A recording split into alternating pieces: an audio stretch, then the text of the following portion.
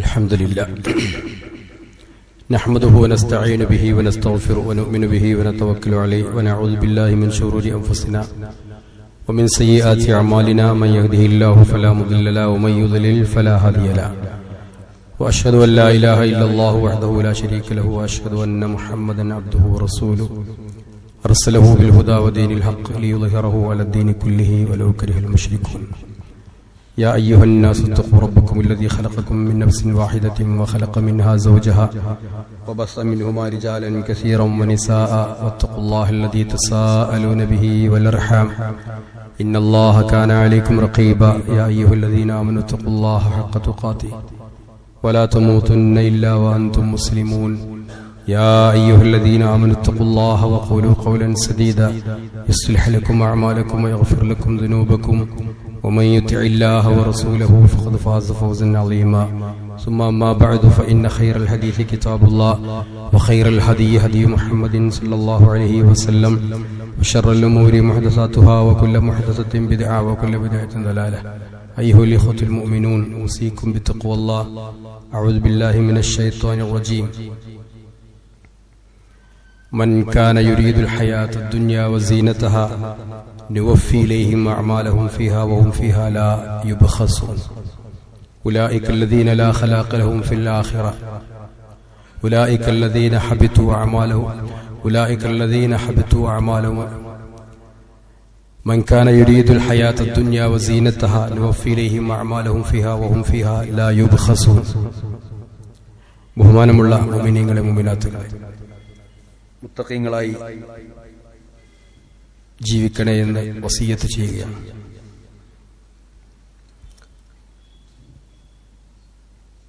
ഹദീസ് ഗ്രന്ഥങ്ങളിൽ ബുഖാരിയും മുസ്ലിമുമൊക്കെ റിപ്പോർട്ട് ചെയ്ത വഹീന്റെ അടിസ്ഥാനത്തിൽ പ്രവാചകൻ പറഞ്ഞു തന്ന ഒരു സംഭവമുണ്ട്. 3 മനുഷ്യന്മാർ, 3 ആളുകള് ഒരു ഗുഹയിൽ കുടുങ്ങിയ ഒരു ചരിത്രമാണ്. അവര് ഒരു വഴിക്ക് പോയപ്പോ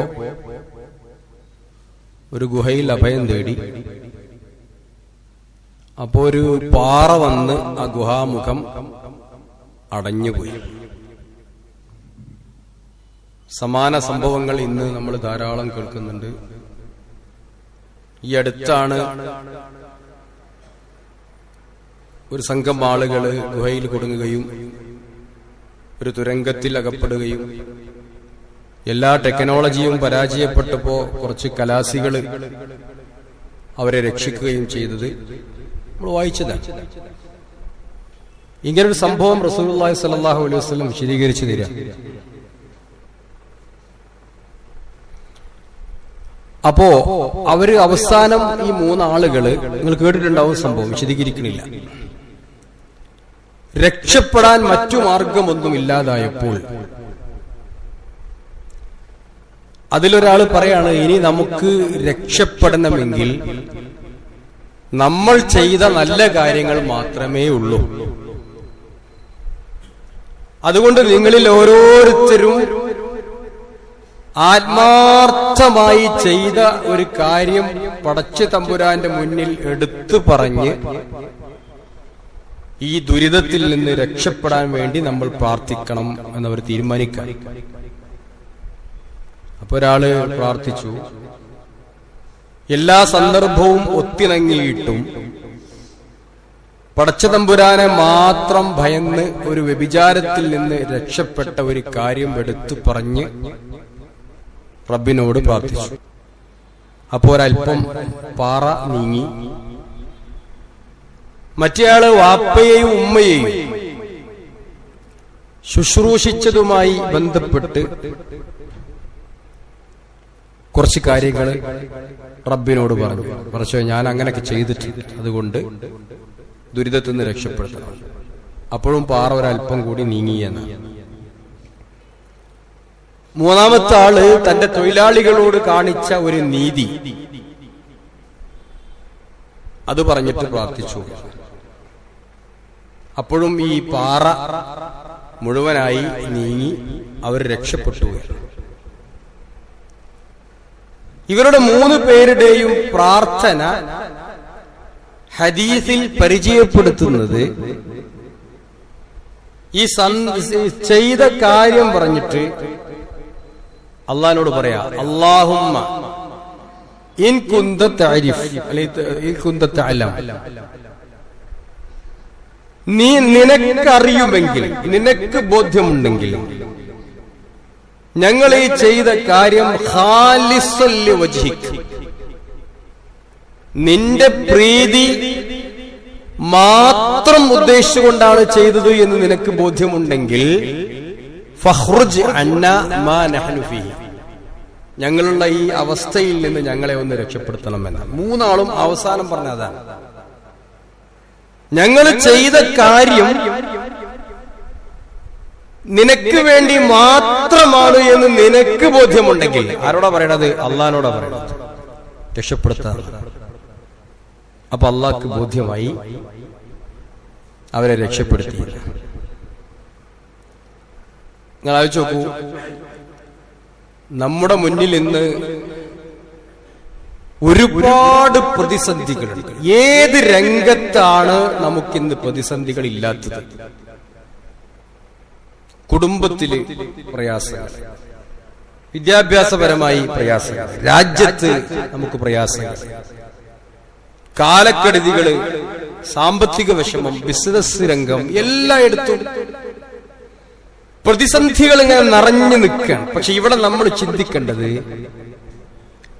ഇത്തരം ഒരു പ്രതിസന്ധി ഘട്ടത്തിൽ ഞാനും അള്ളാഹുവും മാത്രം അറിയുന്ന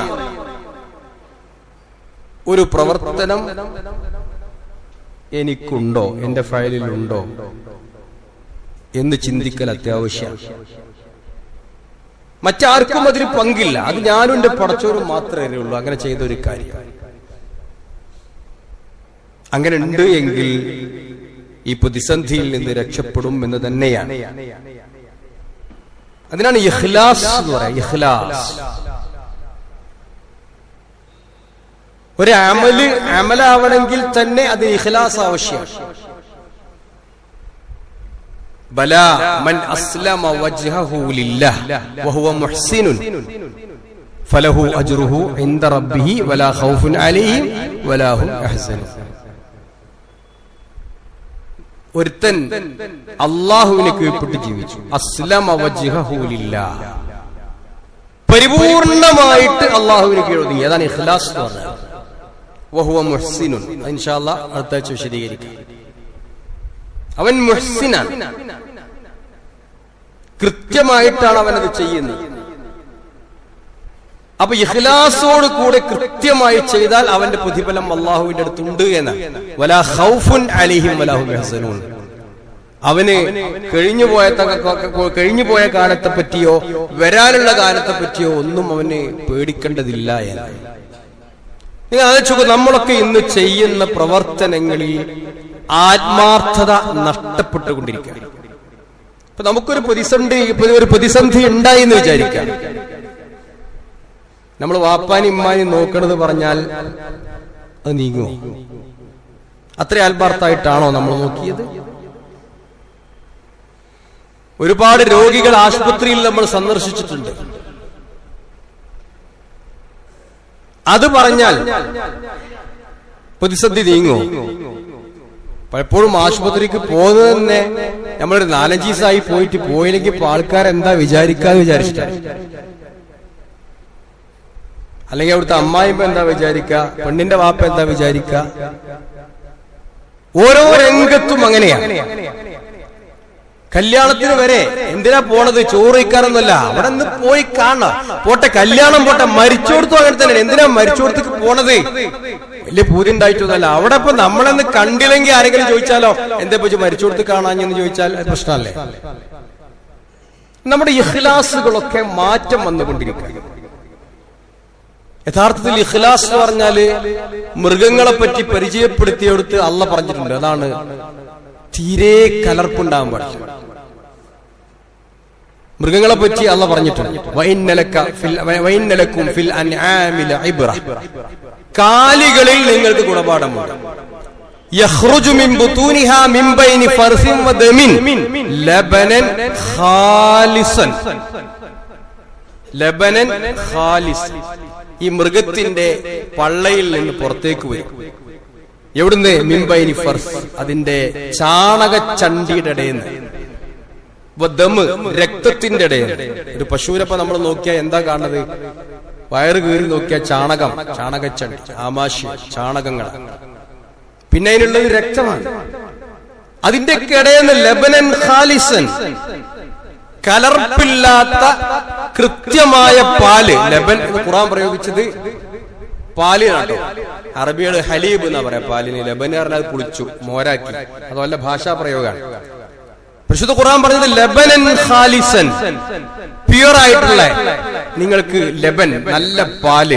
പാലിങ്ങനെ എടുത്തു നോക്കൂ, അത് ചാണകത്തിന്റെ മണ്ണുണ്ടാവില്ല. ചാണകത്തിന്റെ ഒരു കലർപ്പ് പോലും അതിലുണ്ടാവൂല. ഉണ്ടായാൽ അത് ലബനല്ല, അത് ഖാലിസ് അല്ല. രക്തത്തിന്റെ ഒരു കലർപ്പ് പോലും പാലിൽ ഉണ്ടാവാൻ പാടില്ല. ഉണ്ടായാൽ നമുക്ക് അറപ്പാണ്, ഉപയോഗിക്കാൻ പറ്റില്ല. അതിന്നാണ് ഇഖ്ലാസ് എന്നുള്ള പദം വരുന്നത്. നമ്മൾ ചെയ്യുന്ന കാര്യം പടച്ച തമ്പുരാനല്ലാതെ ദുനിയാവിൽ നിന്നോ മറ്റൊരാളുടെയോ ആളുകൾ എന്ത് വിചാരിക്കുന്നോ മറ്റൊന്നൊക്കെ ആലോചിച്ചിട്ടാ നമ്മൾ ചെയ്യുന്നതെങ്കിൽ തീർച്ചയായും അതിന് പുളിപ്പുണ്ടാവും. അത് അല്ലാഹ് സ്വീകരിക്കൂല. ഞാൻ ഓതി കേൾപ്പിച്ച ആയത്തതാ, മൻകാന യുരീദുൽ ഹയാത്ത ദുനിയ വസീനതഹാ നുവഫി ഇലൈഹിം അഅമാലഹും ഫിഹാ വഹും ഫിഹാ ലാ യുബ്ഖസൂൻ.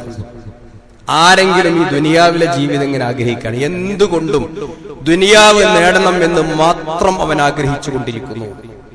ദുനിയാവിന്റെ പവിട്ട് മാത്രം, ദുനിയാവിൽ എങ്ങനെയൊക്കെ വലിയ ആളായിട്ട് ജീവിക്കണം എന്നുള്ള തോന്നൽ, ആഗ്രഹങ്ങൾ മാത്രമേ ഉള്ളൂ എങ്കിൽ അല്ലാഹ് പറയുന്നത് നുവഫി ഇലൈഹിം അഅമാലഹും ഫീഹാ, അവന്റെ പ്രവർത്തനങ്ങളെ അവന് ഞാൻ അതില് അങ്ങോട്ട് പെർഫെക്റ്റ് ആക്കി കൊടുക്കുന്നു, പരിപൂർണമാക്കി കൊടുക്കുന്നു. വഹും ലാ യുബ്ഖസൂൻ, ഒരല്പം പോലും കുറയില്ല. ദുനിയാവിന് വേണ്ടി നമ്മൾ അമൽ ചെയ്താൽ അല്ലാഹു തആല അങ്ങനെ തന്നെ സ്വീകരിക്കും. ദുനിയാവിലെ ഒരു പ്രശസ്തിയാണ് ഒരാൾക്ക് ആഗ്രഹമെങ്കിൽ അല്ലാഹ് അവനെ പ്രശസ്തനാക്കും. ദുനിയാവിലെ സമ്പത്തിന് വേണ്ടിയാണ് നമ്മൾ പ്രവർത്തിക്കുന്നതെങ്കിൽ അല്ലാഹു തആല അവനെ ദുനിയാവിൽ സമ്പന്നനാക്കി മാറ്റും. മൻ കാന യുരീദുൽ ആജിലത അജ്ജൽനാ ലഹു ഫീഹാ മാ നശാഉ ലിമൻ നുരീദ്, നാം ഉദ്ദേശിക്കുന്നവർക്ക് അത് വേഗത്തിൽ കൊടുക്കുമെന്നാണ്. വഹും ലാ യുബ്ഖസൂൻ ഉലൈക അല്ലദീന ലാ ഖലാഖ ലഹും ഫിൽ ആഖിറ ഇല്ല അന്നാർ, ഇവർക്ക് പരലോകത്ത് നരകം മാത്രമേ ഉണ്ടാവുള്ളൂ. വഹബിത മാ സനഉ വബാതിലു മാ കാനൂ യഅമലൂൻ, അവർ ചെയ്യുന്ന പ്രവർത്തനങ്ങൾ മുഴുവനും പൊളിഞ്ഞു പോകും, അവർ ചെയ്തത് മുഴുവൻ നിഷ്ഫലമാകും. എല്ലാം കൊണ്ടും പള്ളിയിൽ പോണം, എന്താ ഉദ്ദേശിച്ചത്? പള്ളിയിൽ പോയില്ലെങ്കിൽ ഇപ്പോ ആളുകൾ എന്ത് വിചാരിക്കും? മരിച്ചു കൊടുത്തു പോയി ആളുകൾ എന്ത് വിചാരിക്കും? കല്യാണത്തിന് കണ്ടില്ലെങ്കിൽ ആളുകൾ എന്ത് വിചാരിക്കും? ഒരാൾ വന്ന് എന്തെങ്കിലും സംഭാവന ചോദിച്ചു കൊടുത്തേക്കിപ്പോ മറ്റോ എന്താ വിചാരിക്കുക? ഇതാണ് നമ്മുടെ മനസ്സിൽ. പ്യുവറായിട്ട് പടച്ചോന് വേണ്ടി ഒന്നും കിട്ടുന്നില്ല, എന്തിന്റെയൊക്കെയോ ഒരു പുളിപ്പ് നമ്മുടെ പ്രവർത്തനത്തിൽ അനുഭവപ്പെടുക.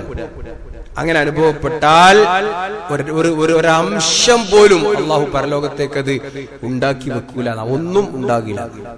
അതുകൊണ്ട് തന്നെ ഒരു പ്രതിസന്ധി ഘട്ടം വരുമ്പോ നമ്മുടെയൊക്കെ ഫയലില് എടുത്തു പറഞ്ഞ് രക്ഷപ്പെടാനുള്ള ഒരു അമല് നമ്മളും പടച്ചോനും തമ്മിൽ ഉണ്ടാവണം എന്നതാണ് കൂട്ടത്തിൽ പറയാനുള്ളത്. നിങ്ങൾക്കറിയോ, ഒരിക്കൽ അബൂ ഹുറൈറ റളിയല്ലാഹു അൻഹു പള്ളിയിലിരിക്കുക.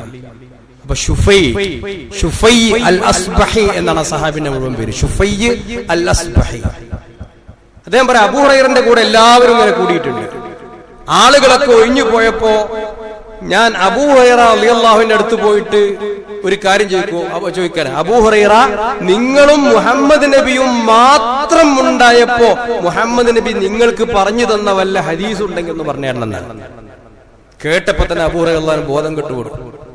ഇമാം ബുഖാരിയും മുസ്ലിമും ഒക്കെ ഈ സംഭവം ഉദ്ധരിച്ചിട്ടുണ്ട്.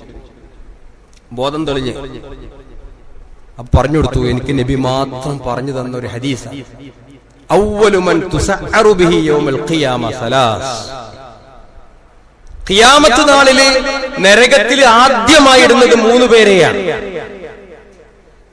അതിന്റെ ഇടയിൽ 3-4 തവണ അബൂ ഹുറൈറ റളിയല്ലാഹു അൻഹു ബോധം കെട്ട് ഉണർന്നു, വീണ്ടും ബോധം കെട്ട് ഉണർന്നു. അങ്ങനെയാണ് ഹദീസ് പറഞ്ഞു കൊടുത്തതെന്ന് കാണാൻ സാധിക്കും. അതിന്റെ ഗൗരവത ഒന്നാമതായി പരലോകത്ത് കൊണ്ടുവരുന്നത് ഖുർആൻ പഠിച്ച ഒരു പ്രബോധകനെ, നല്ലൊരു മൊയ്ലിയരെ അല്ലെങ്കിൽ മൗലവിയെ, നല്ലൊരു ഖുർആൻ പഠിച്ച ഹാഫിളാക്കിയ വഅള് പറയുന്ന ഒരാളെ.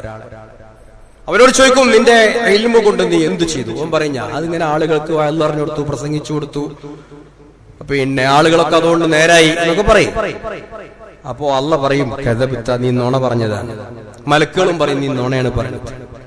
അള്ളാഹു കാത്തിരക്ഷിക്കും, നീ നുണയാണ് പറഞ്ഞത്. നീ അങ്ങനെയൊക്കെ പ്രസംഗിച്ചതും പഠിപ്പിച്ചതും വഅള് പറഞ്ഞതൊക്കെ ആളുകള് നീ ഒരു വലിയ പ്രാസംഗികനാണ്, ഒരു വലിയ ഓത്തുകാരനാണ് എന്നൊക്കെ പറയാൻ വേണ്ടിയിട്ടാ. അത് പറഞ്ഞു കഴിഞ്ഞു, ദുനിയാവൻ തന്നെ പറഞ്ഞു. പിന്നെ അവനെ കൊണ്ടുപോയിട്ട് നരകത്തിലേക്ക് കൊണ്ടുപോയി. സുമ്മ യുസ്ഹബു ബിഹി അലാ വജ്ഹിഹി അന്നാർ, അവനെ വലിച്ചു കൊണ്ടുപോയി നരകത്തിലേക്ക്. രണ്ടാമത് ഒരു ധർമ്മിഷ്ഠനെയാണ് കൊണ്ടുവരിക. അതുകൊണ്ടാണ് ഇതിന്റെ ഗൗരവം ആലോചിച്ചിട്ട് അബൂ ഹുറൈറ റളിയല്ലാഹു അൻഹു ബോധം കിട്ടുന്നത്. ധർമ്മിഷ്ഠനോട് നീ എന്ത് ചെയ്തു? എനിക്ക് ഇത്രയും സമ്പത്തൊക്കെ ഉണ്ടായി, ഞാനതൊക്കെ നല്ല ധർമ്മം ചെയ്തു, വലിയ പണക്കാർ ആളുകളൊക്കെ എത്രയോ വന്ന് വാങ്ങിക്കൊണ്ടായെന്നൊക്കെ പറയും. അള്ളാഹ് പറയും, നുണയാണ് പറഞ്ഞത്. മലക്കുകൾ പറയും, നീ പറഞ്ഞത് നുണയാണ്. നീ അങ്ങനെയൊക്കെ ചെയ്തത് നീ ഒരു വലിയ ധർമ്മിഷ്ഠൻ എന്ന ആളുകൾ പറയാൻ വേണ്ടിയായിരുന്നു. അവനെയും അങ്ങനെ ആളുകൾ പറഞ്ഞു കഴിഞ്ഞു, അവനെയും നരകത്ത് കൊണ്ടുപോയിടും. മൂന്നാമതായി ഒരു യോദ്ധാവിനെയാണ് കൊണ്ടുവരുന്നത്, മുജാഹിദ് ഫീ സബീലില്ലാഹ്. അവരോട് ചോദിക്കും, നീ എന്താ ചെയ്തത്? അവൻ പറയും, ഞാൻ എന്റെ ശരീരത്തെ മുഴുവനും നിനക്ക് വേണ്ടി സമർപ്പിച്ചു, ഞാൻ വലിയൊരു യോദ്ധാവാണ്. അപ്പോ അല്ല, നീ പറഞ്ഞത് നുണയാണ്, നീ ഒരു ധീരനാണ് എന്ന് ആളുകളൊക്കെ പറയാൻ വേണ്ടിയിട്ടാണ് നീ യുദ്ധം ചെയ്തത്. വഖദ് ഖീൽ, അത് പറയപ്പെട്ടിട്ടുണ്ട്. അതൊക്കെ ആളുകൾ പറഞ്ഞു കഴിഞ്ഞു. നിന്നെപ്പറ്റി ആളുകളൊക്കെ പുകഴ്ത്തി, നിനക്ക് അവാർഡ് തന്നു, നിനക്ക് മെഡല്, പിന്നെ മൊമെന്റോ തന്നു, മെഡൊക്കെ തന്നു, എല്ലാം കഴിഞ്ഞു. അത് അവിടെ കഴിഞ്ഞിട്ടുണ്ട്. അതുകൊണ്ട് അവനെയും നരകത്തിലേക്ക് ഇടുമെന്നാണ്. ആലോചിക്കൂ, സമൂഹത്തിൽ പ്രവർത്തിക്കുന്ന 3 പ്രധാനപ്പെട്ട വ്യക്തികളെയാണ് ഈ ഹദീസിലൂടെ അള്ളാഹുവിന്റെ റസൂൽ പരിചയപ്പെടുത്തിയത്. ഒന്ന് ഈ വയലും പ്രസംഗവും പിന്നെ ഖുർആനും പഠിപ്പിക്കുകയും ചെയ്ത് നടക്കുന്ന മനുഷ്യന്മാരെ പറ്റിയിട്ടുണ്ട്. മറ്റൊന്ന് യോദ്ധാവിനെ പറ്റിയിട്ടുണ്ട്. മറ്റൊന്ന് ധർമ്മിഷ്ഠനെ പറ്റി. സമൂഹത്തിലെ ഏറ്റവും ഉന്നതിയിലുള്ള ആളുകളാണ്. സമൂഹത്തിലെ എല്ലാ ആളുകളും മതിപ്പോടെ കാണുന്ന 3 പേരാണ് ഇവരൊക്കെ. പക്ഷെ അവരുടെ നില ഇതാണെങ്കിൽ, അവർക്കും ഇഖ്ലാസ് ഇല്ല എങ്കിൽ, അവരുടെ അമലിൽ മറ്റുള്ളതെന്തെങ്കിലും കലർന്നുവെങ്കിൽ അല്ലാഹ് സ്വീകരിക്കൂല. ഫമൻ കാന യർജു ലിഖാഅ റബ്ബി ഫൽയഅമൽ അമലൻ സാലിഹാ. റബ്ബിനെ കണ്ടുമുട്ടണമെന്ന് ആരെങ്കിലും ആഗ്രഹിക്കുന്നുവെങ്കിൽ അവൻ സൽപ്രവർത്തനങ്ങൾ ചെയ്യട്ടെ. അൽ-കഹ്ഫിൽ നമ്മൾ ഓതാറുള്ളതാണ്. അവൻ റബ്ബിനെ യാതൊന്നിലും പങ്കു ചേർക്കാൻ പാടില്ല. ലോകമാന്യം എന്ന് പറഞ്ഞാൽ ശിർക്കുൽ അസ്ഗർ എന്ന് അതിന് പറയാം. മറ്റുള്ളവർ കാണുമല്ലോ എന്ന് വിചാരിച്ചിട്ട് അമല് ചെയ്യുക, അല്ലെങ്കിൽ മറ്റുള്ളവർ കാണുമല്ലോ എന്ന് വിചാരിച്ച് അമല് ചെയ്യാതിരിക്കുക, രണ്ടും ലോകമാന്യമാണ്. പറഞ്ഞതാണ്, നീ ഇഖ്ലാസോട് പ്രവർത്തിക്കുക. നിന്റെ താഴത്ത് കൊണ്ട് നീ ഒന്നും ഉദ്ദേശിക്കരുത്. നിന്റെ സംരക്ഷകനായ അള്ളാഹുവിന്റെ സാമീപ്യമല്ലാതെ, അള്ളാന്റെ വജ്ഹിന് വേണ്ടിയല്ലാതെ ഒരു കാര്യവും ചെയ്യാൻ പാടില്ല. അങ്ങനെ ചെയ്താൽ ഈ രക്ഷപ്പെടുത്തലുകൾ അല്ലാഹു തആല രക്ഷപ്പെടുത്തുമെന്ന്. ഏത് സന്ദർഭത്തിലും നിങ്ങൾക്കറിയോ, ഇബ്ലീസ് പഴച്ചു പോരുകയാണ്. ആദം നബി അലൈഹിസ്സലാമിന് സുജൂദ് ചെയ്യാൻ പറയും. സുജൂദ് ചെയ്യുമ്പോൾ എനിക്ക് സുജൂദ് ചെയ്യാൻ കഴിയില്ല എന്ന് അദ്ദേഹം പറഞ്ഞു, ഒഴിവായി. ആ സമയത്ത് അല്ലാഹ് പറഞ്ഞു, നിന്നെ ഇവിടുന്ന് ആട്ടി പുറത്താക്കുക. അപ്പൊ ഇബ്ലീസ് പറഞ്ഞൊരു കാര്യമാണ്, ഞാൻ എല്ലാരെയും പഴപ്പിക്കുന്നതാണ്, എല്ലാവരെയും.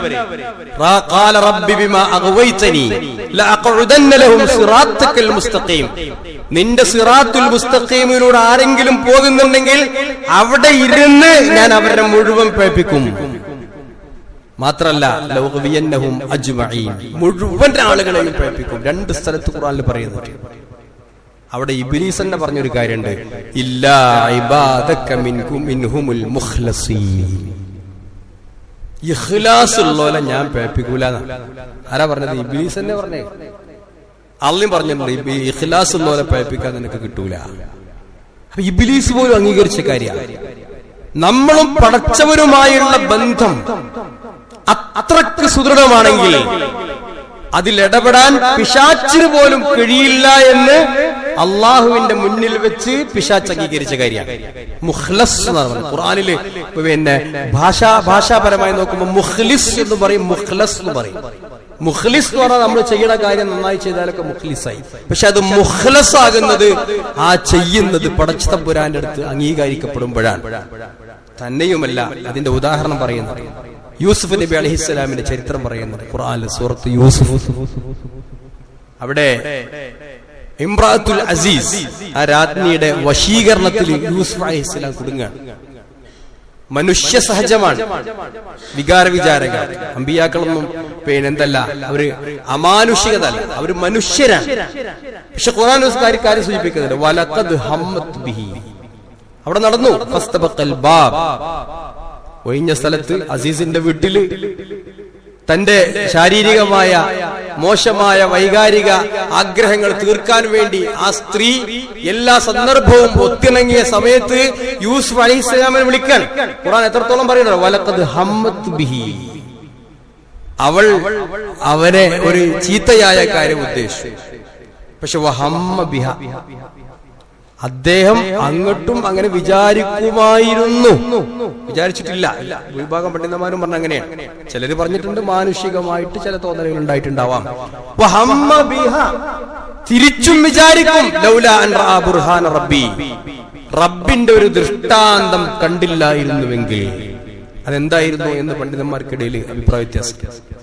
അധിക ആളുകൾ പറഞ്ഞിട്ടുള്ളത്, തന്റെ പിതാവ് യാക്കൂബ് നബി അലൈഹിസ്സലാമിന്റെ ഒരു ദൃശ്യം തന്റെ മുന്നിൽ പ്രത്യക്ഷപ്പെട്ടു. അരുത് എന്ന് പറഞ്ഞുകൊണ്ട് സ്വന്തം പിതാവ് അവിടെ പ്രത്യക്ഷപ്പെട്ടതായി യൂസുഫ് അലൈഹിസ്സലാമിന് തോന്നിയെന്നാണ്. ലൗലാ അൻ റഅ ബുർഹാന റബ്ബി, അല്ലാഹ് അതിന് അടിക്കുറിപ്പ് പറയുന്നു. കദാലിക ലിനസ്രിഫ അൻഹു സൂഅ വൽ ഫഹ്ശാ, ഞാൻ അതിനൊക്കെ തയ്യാറാക്കി. അല്ല പറയാം, ഞാൻ അതിനൊക്കെ തയ്യാറാക്കി എന്തുകൊണ്ടറിയോ, ലിനസ്രിഫ അൻഹു സൂ, ഈ ചീത്തയായ കാര്യം ഒരിക്കലും ഇദ്ദേഹത്തിന് ഉണ്ടാകാൻ പാടില്ല. വൽ ഫഹ്ശാ, മോശമായ കാര്യവും ഇദ്ദേഹത്തിന് ഉണ്ടാകാൻ പാടില്ല. ആർക്ക്?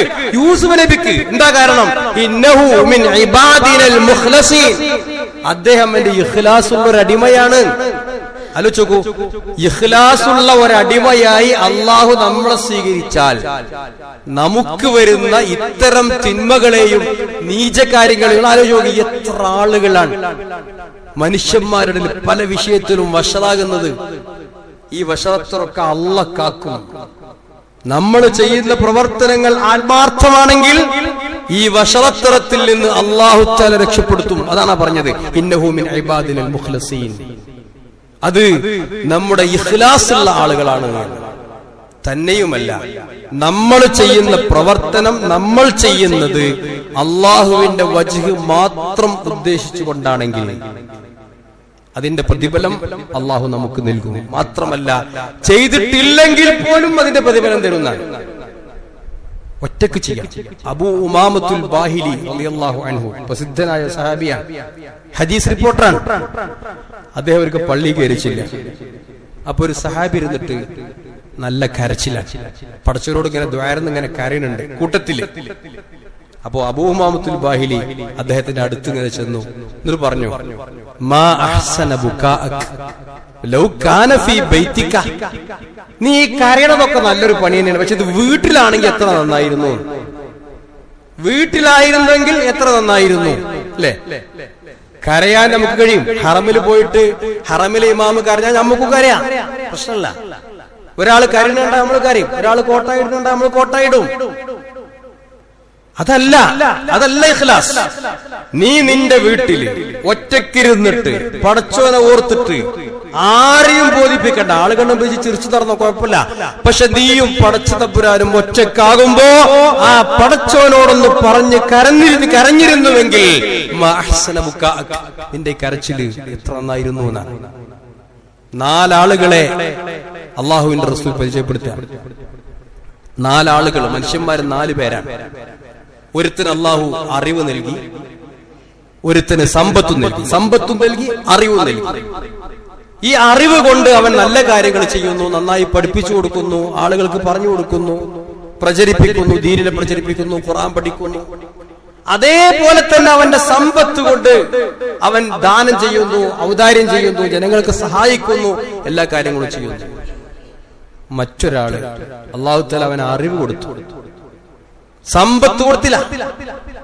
പക്ഷെ അറിവ് കൊണ്ട് അവൻ പ്രവർത്തിക്കുമ്പോ അവന്റെ മനസ്സിൽ എപ്പോഴും ആഗ്രഹം, പടച്ചതമ്പുരാനെ എനിക്ക് ഇതുപോലെ സമ്പത്തുണ്ടെങ്കിൽ ഞാനും ഈ സമ്പന്നനെ പോലെ പ്രവർത്തിക്കുമായിരുന്നു, കണ്ടമാനം അള്ളാന്റെ മാർഗത്തിൽ ചെലവഴിക്കുന്നു എന്ന ആത്മാർത്ഥമായിട്ട് അവൻ ആഗ്രഹമുണ്ടെങ്കിൽ അള്ളാന്റെ റസൂൽ പറയാ ഫഹുമാ ഫിൽ അജ്രി സവാ, രണ്ടുപേരും പ്രതിഫലത്തിൽ തുല്യരാണ്. രണ്ടാൾക്കും ഒരേ പ്രതിഫലം, ഒരേ പ്രതിഫലം. എന്താ കാരണം? അവൻ ചെയ്യണില്ല, ഒന്നും ചെയ്യണില്ല, പക്ഷെ കൂലി അവനക്ക് കിട്ടുന്നുണ്ട് എന്ന്. വേറൊരുത്തൻ അള്ളാഹുവിന്റെ അറിവ് കൊടുത്തു, സമ്പത്തും കൊടുത്തു, ഈ അറിവ് നല്ല നിലക്ക് ഉപയോഗിക്കണില്ല, സമ്പത്തും നല്ല നിലക്ക് ഉപയോഗിക്കണില്ല. മറ്റൊരുത്തന് അറിവ് കൊടുത്തു, സമ്പത്ത് കൊടുത്തില്ല. ഓൻ വിചാരിക്കുന്നു എനിക്കും സമ്പത്തുണ്ടെങ്കിൽ ഞാൻ മറ്റവനെ പോലെ ദുർമാർഗത്തിൽ ചെലവാക്കാൻ, എനിക്കും അങ്ങനെയൊക്കെ ചെയ്യായിരുന്നു, എനിക്കും അനാവശ്യമായ ഒരുപാട് കാര്യം സമ്പത്ത് കൊണ്ട് ചെയ്യായിരുന്നു എന്ന് പറയുമ്പോ അല്ലാഹു റസൂൽ ഫഹുമാ ഫിൽ വിസ്രി സവാ, ഇവർ രണ്ടുപേരും കുറ്റത്തിലും സമമാണ്. ഈ രണ്ടുപേരും കുറ്റത്തിലും സമമാണ് എന്ന് പറഞ്ഞാൽ തിന്മ ചെയ്യാൻ ഉദ്ദേശിച്ചാൽ അവൻ തിന്മയാണ് ഉദ്ദേശിച്ച് ഇഖ്ലാസ് അല്ല, അപ്പൊ ചെയ്യേണ്ട ആവശ്യമില്ല. ചെയ്യാൻ കരുതിയാൽ പോലും നമുക്കറിയാം, ഈ കൊറോണ വന്ന സമയത്ത്, ആ കൊറോണ വന്നപ്പോ ഫസ്റ്റ് ജുമുഅ മുടങ്ങിയപ്പോ നമ്മുടെയൊക്കെ ഫീലിംഗ് എന്തായിരുന്നു? ഫസ്റ്റ് ജുമുഅ മുടങ്ങിയപ്പോ എനിക്കറിയാം ഒരുപാട് സുഹൃത്തുക്കൾ വിളിച്ച് കരഞ്ഞിട്ട് വരെയുണ്ട്. പിന്നെ മുഖ്യമന്ത്രികൾ പൊയ്ക്കോളി പറഞ്ഞപ്പോ പിന്നെ അറബാൻ പിന്നെ പള്ളിന്റെ പൂക്കൾ നടക്കരുത്. പിന്നെ പള്ളിക്ക് കയറാൻ വലിയ താല്പര്യമൊന്നും ചിലർക്ക് ഉണ്ടായിട്ടില്ല, അങ്ങനെ പോയി. പിന്നെ ആദ്യമൊക്കെ എന്തൊരു വികാരായിരുന്നു ജുമുഅ മുടങ്ങുക എന്നുള്ളത് നമ്മൾ ആലോചിച്ചിട്ട് പോലുമില്ല, നമ്മുടെ ജീവിതത്തിൽ നമ്മൾ ആലോചിച്ചിട്ടില്ല. പക്ഷെ എന്തിനാ ബേജാറാണത്?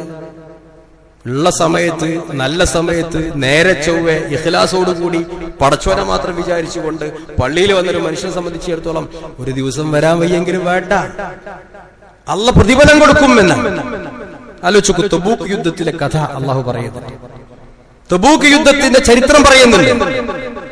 തബൂക്ക് യുദ്ധത്തിന് നല്ല പ്രയാസം ഉണ്ടായിരുന്നു. ഒരുപാട് ആളുകൾ വന്നിട്ട് ഒഴിവ് കഴിവ് പറഞ്ഞു പോയി. കാരണം യുദ്ധമാണ്, അതിൽ പോകാൻ ബുദ്ധിമുട്ടാണ്, ചൂട് കാലഘട്ടമാണ്, പ്രയാസമാണ്. അപ്പൊ ചിലരൊക്കെ രോഗവും മറ്റു പ്രയാസങ്ങളൊക്കെ അഭിനയിച്ച് വന്ന് റസൂലുള്ളാഹിന്റെ അടുത്ത് വന്നിട്ട് പറഞ്ഞു പോയി.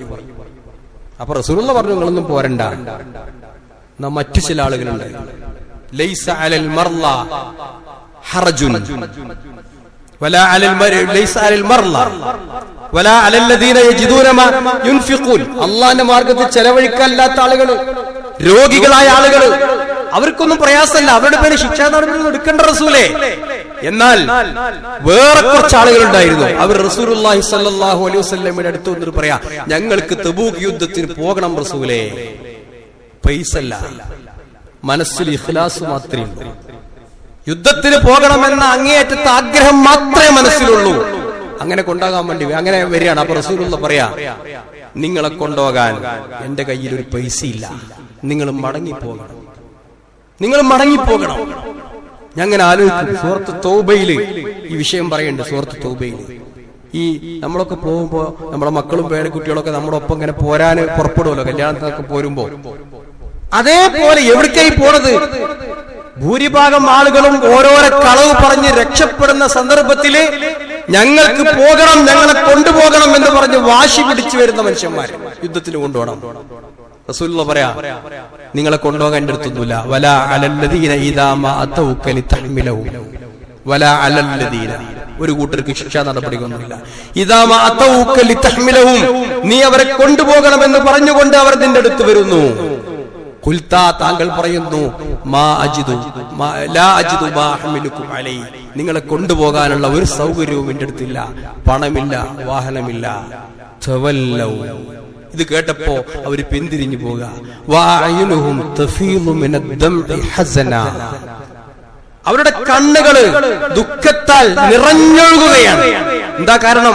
അല്ലാ യജിദു മാ യുൻഫിഖൂൻ, പൈസ ഉണ്ടെങ്കിൽ പോകായിരുന്നല്ലോ, ഞങ്ങളെ കൊണ്ടുപോകാനുള്ള ടീ എടുക്കാനില്ല. അതുകൊണ്ട് അവര് മടങ്ങിപ്പോരാ വീട്ടിലേക്ക്. യുദ്ധം കഴിഞ്ഞു, റസൂലുള്ളാഹി സ്വല്ലല്ലാഹു അലൈഹി വസല്ലം വിജയിച്ചു, എല്ലാം കഴിഞ്ഞ് തിരിച്ചു പോരുകയാണ്. റസൂലുള്ള പ്രഖ്യാപിച്ചൊരു പ്രഖ്യാപനമുണ്ട്, നിങ്ങളിങ്ങനെ പോരുമ്പോ വലാ തതഊന മൗത്തിഅൻ, നിങ്ങൾ കാലൊന്ന് ഉയർത്തി അപ്പുറത്ത് വെക്കുന്നുണ്ടെങ്കിൽ, നിങ്ങൾ ഓരോ താഴ്വരകളും വിട്ടുകടന്ന് നാട്ടിലേക്ക് പോകാണല്ലോ, അവിടെയൊക്കെ നിങ്ങളുടെ കൂടെ പ്രതിഫലത്തിൽ പങ്കാളികളാകുന്ന കുറച്ചാളുകളുണ്ട്. നിങ്ങളുടെ കൂടെ നിങ്ങളെപ്പോലെ തന്നെ പ്രതിഫലം കിട്ടുന്ന കുറച്ചാളുകളുണ്ട്. ഹബസഹുമുൽ ഉദുർ, മാന്യമായ കാരണമുണ്ടായത് കൊണ്ടാണ് അവർ ഈ തബൂക്ക് യുദ്ധത്തിൽ പങ്കെടുക്കാതിരുന്നത്. അപ്പൊ അതുകൊണ്ട് നിങ്ങളെപ്പോലെ തന്നെ പ്രതിഫലം വാങ്ങുന്ന ആളുകളുണ്ട് എന്നാണ് അവരെ പറ്റി ചരിത്രം രേഖപ്പെടുത്തുന്നത്. അൽ ബുക്കാഊൻ എന്നാണ്. 6 സഹാബികളുടെ പേര് പറയുന്നത്. അൽ ബുക്കാഊൻ, വല്ലാത്ത കരച്ചിലുകാരെന്ന ചരിത്രം രേഖപ്പെടുത്തിയത്. കരച്ചിലുകാര് എന്തിനാ കരയണത്? യുദ്ധത്തിന് പോകാൻ പറ്റാഞ്ഞിട്ട്. പക്ഷേ അള്ളാഹു റസൂൽ പ്രഖ്യാപിച്ച പ്രഖ്യാപനം നോക്കൂ. നിങ്ങൾ യുദ്ധത്തിന് പോന്നിട്ടില്ലെങ്കിലും, നിങ്ങളാണ് യുദ്ധം ചെയ്തതെങ്കിലും അവരില്ലെങ്കിലും നിങ്ങളെപ്പോലെ തന്നെ വീട്ടിലിരുന്ന് കൂലി വാങ്ങുന്നുണ്ട്. അപ്പൊ യഥാർത്ഥത്തിൽ ഇഖ്ലാസ് എന്ന് പറഞ്ഞാൽ ശരിക്ക് അത് മാനസികമായ അവസ്ഥയാണ്, മനസ്സിന്റെ ഒരവസ്ഥയാണ്. നമ്മുടെ മനസ്സ് എങ്ങനെയാണോ അങ്ങനെയാണ്. അതുകൊണ്ട് സ്ഥിരമായി പള്ളിയിൽ വരുന്ന ഒരാള് ഒരു വക്തിന് പോകാൻ കഴിഞ്ഞില്ല, അതിങ്ങനെ നാട്ടുകാരോട് പറഞ്ഞു കൊടുക്കേണ്ട ആവശ്യമില്ല, അള്ളാഹ് കൂലി കൊടുക്കും. സ്ഥിരമായി ജുമുഅക്ക് വരുന്ന ഒരാള് ഒരു ജുമുഅക്ക് പങ്കെടുക്കാൻ പറ്റിയില്ല, അത്യാവശ്യമായിട്ട് എങ്ങനെയും പെട്ടുപോയി, രോഗമോ മറ്റു കാരണമായിരുന്നു, പ്രശ്നമല്ല, അവൻ സാധാരണ വെള്ളിയാഴ്ച കിട്ടുന്ന അങ്ങനെ തന്നെ കിട്ടും. നിസ്കരിക്കാൻ വയ്യാത്ത ഒരാൾക്ക് രോഗം ഉണ്ടായി അവൻ ഇരുന്ന് നിസ്കരിക്കേണ്ടി വന്നു, ഒരു പ്രയാസമില്ല, അതേ പ്രതിഫലം കിട്ടും എന്നാണ്. പക്ഷേ മനസ്സാണ് ഇവിടെ ഇപ്പോൾ നമ്മൾ ശ്രദ്ധിക്കേണ്ടത്. അല്ലാഹു അനുഗ്രഹിക്കട്ടെ. الحمدلله رب العالمين والعاقبة للمتقين ولا عدوان إلا على الظالمين وأصلي وأسلم على خاتم الأنبياء والمرسلين نبينا محمد وآله وصحبه أجمعين أما بعد اتقوا الله عباد الله. ബഹുമാനരെ, എല്ലാ ഹദീസ് പണ്ഡിതന്മാരും, ഇമാം ബുഖാരി, അതുപോലെ മുസ്ലിം, നവവി, ഇവരൊക്കെ ആദ്യം കൊടുത്തൊരു ഹദീസ്, ഹദീസ് ഗ്രന്ഥത്തിൽ ആദ്യമായി കൊടുത്ത ഹദീസ് ഏതാണെന്നറിയോ? അത് ഇഖ്ലാസിനെ പറ്റിയാണ്. ബാബുൽ ഇഖ്ലാസ് വ ഇഹ്ലാറുൻ നിയ്യ. ഈ ഇഖ്ലാസ് ആണ് യഥാർത്ഥത്തിൽ നിയ്യത്ത് എന്ന് പറയാം. ഏത് കർമ്മവും ഒന്നാമത്തെ കാര്യം നിയ്യത്താണ്, പറച്ചിലല്ല, മനസ്സാണ്. എല്ലാം നിയ്യത്ത് കൊണ്ടാണ്. നമ്മൾ ചെയ്യുന്ന അഭ്യാസമോ കാട്ടിക്കൂട്ടലുകളോ ഒന്നുമല്ല, അതൊക്കെ രൂപങ്ങൾ ഇൻഷാ അല്ലാഹ് അടുത്ത ആഴ്ച നമുക്ക് പറയാം. മറ്റതൊക്കെ എന്താണെന്നറിയോ? മാനസികമായ അവസ്ഥ, നിയ്യത്ത് എന്ന് അതിന് പറയാം. അതുകൊണ്ടാണ് ഈ ഹദീസ് കൊടുത്തത്, ഇന്നമൽ അഅ്മാലു ബിന്നിയ്യാത്ത്, എല്ലാ അഅ്മാലുകളും നിയ്യത്ത് കൊണ്ടാണ്. വഇന്നമാ ലികുല്ലി ഇംറിഇൻ മാ നവാ, ഓരോ മനുഷ്യനും അവൻ എന്താണോ കരുതിയത് അതാണ് ഉണ്ടാവുക. എന്താണോ അവന്റെ അത് ഉദ്ദേശം അത് അവന് കിട്ടുക. ഫമൻ കാനത് ഹിജ്റതുഹു ഇലല്ലാഹി വറസൂലിഹി ഫഹിജ്റതുഹു ഇലല്ലാഹി വറസൂലിഹി. ഒരാൾ ഹിജ്റ പോണത് അള്ളാഹിന്റെ റസൂലിന്റെ മാർഗത്തിലാണെങ്കിൽ അത് അള്ളാഹിന്റെ റസൂലിന്റെ മാർഗത്തിലാണ്. എന്നാൽ വമൻ കാനത് ഹിജ്റതുഹു ലിദുനിയാ യുസീബുഹാ, ഒരാള് ദുനിയാവിന്റെ ഒരു കാര്യം കിട്ടാൻ വേണ്ടി ഹിജ്റ പോകുന്നെങ്കിൽ അവിംറാത്തിനൻകിഹ, അല്ലെങ്കിൽ അതുകൊണ്ട് കല്യാണം കഴിക്കാൻ അവന്റെ ആഗ്രഹമെങ്കിൽ ഫഹിജ്റതുഹു ഇലാ മാ ഹാജറ ഇലൈഹി, അവന്റെ ഹിജ്റ അവൻ എന്തിനാണോ പോകുന്നത് അതാണ് എന്നാണ്. അപ്പൊ പടച്ച തമ്പുരാൻ എന്താണോ നമ്മുടെ മനസ്സ്, അതനുസരിച്ചാണ് നമുക്ക് എപ്പോഴും പ്രതിഫലം തരിക. ആ മനസ്സിന്റെ നന്മ അനുസരിച്ചായിരിക്കും നമ്മുടെ പ്രവർത്തനങ്ങളുടെ വിജയം എന്നുകൂടി നമ്മൾ മനസ്സിലാക്കുക. അതുകൊണ്ട് ഞാൻ ആദ്യം പറഞ്ഞ പോലെ ഒരു അമല് അതിൽ മറ്റാരും ഉൾപ്പെടുത്തണ്ട, അതിലാരും വേണ്ട, നമ്മുടെ പെണ്ണുങ്ങൾ പോലും അറിയണ്ട. അങ്ങനത്തെ ഒരു അമല് വളരെ രഹസ്യമായി പടച്ച തമ്പുരാന് വേണ്ടി നമുക്കുണ്ടാവണം. അതെന്തിനാണ്? അത് ഒരു അടിയന്തര സാഹചര്യം വരുമ്പോ നമുക്ക് രക്ഷപ്പെടാൻ ഒരു പക്ഷേ അത് ഉപകരിക്കും. അള്ളാഹു അനുഗ്രഹിക്കുമാറാവട്ടെ. اللهم اغفر للمؤمنين والمؤمنات والمسلمين والمسلمات الأحياء منهم والأموات إنك مجيب الدعوات وقاضي الحاجات. ربنا ظلمنا أنفسنا وإن لم تغفر لنا وترحمنا لنكونن من الخاسرين. اللهم أعز الإسلام والمسلمين وأذل الشرك والمشركين ودمر أعداءك أعداء الدين. ربنا هب لنا من أزواجنا وذرياتنا قرة أعين واجعلنا للمتقين إماما. اللهم ربنا تقبل منا إنك أنت السميع العليم وتب علينا إنك أنت التواب الرحيم. ربنا اغفر لنا ولإخواننا الذين سبقونا بالإيمان ولا تجعل في قلوبنا غلا للذين آمنوا ربنا إنك رؤوف رحيم.